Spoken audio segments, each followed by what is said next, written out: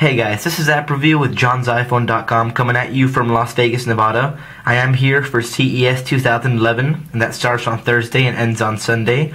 So if you do want to see coverage of that, which is video, images, interviews, all that sort of thing, then stay tuned to my channel because I will be filming and taking pictures every day, and I'll probably be uploading everything on the night of that day. So that'll be Thursday night, Friday night, Saturday night, and Sunday night. I'll be doing all my editing before I go to bed and right after the show.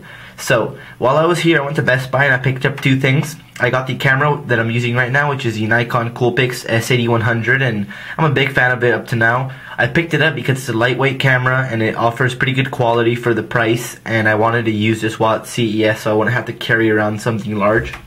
And then I also picked up the Speck Seethru Satin for the iPhone 4, which we have right here, and this does retail for $29.99 on their website, www.speckproducts.com. So this is sort of similar to the Speck Candy Shell because it does have the same form factor as that, but instead of having the silicone, it's been replaced with this soft touch sort of satiny material. And on the inside, this is hard plastic. This is a lot harder than the plastic used on the candy shell. So it is a much firmer and tougher case, which also adds some overall better protection, but it also makes it hard to get the phone out because it does not flex as much. So let's get the phone in. Installation is pretty simple. I like to go button side first, and then just snap it into place.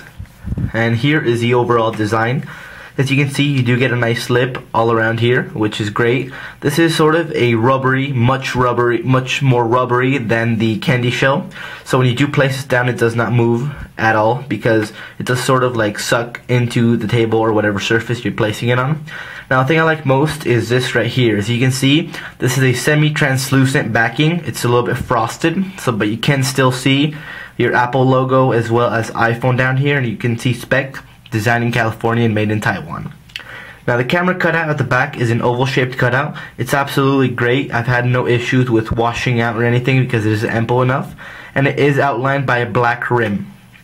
At the top you do have two cutouts, one for the headphone jack and secondary microphone.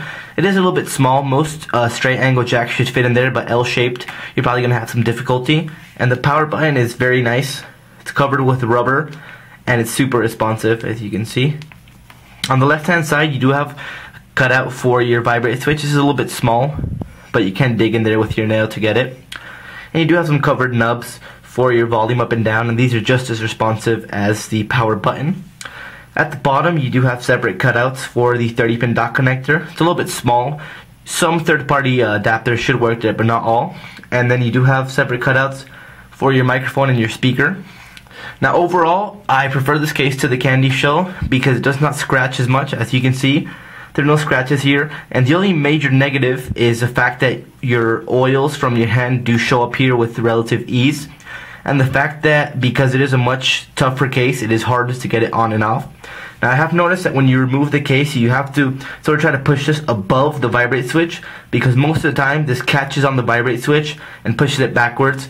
And you should be wary because with enough force that could probably rip out your vibrate switch. So other than that, guys, this is a terrific case and I definitely recommend it. Make sure to stay tuned to my channel for coverage of CES.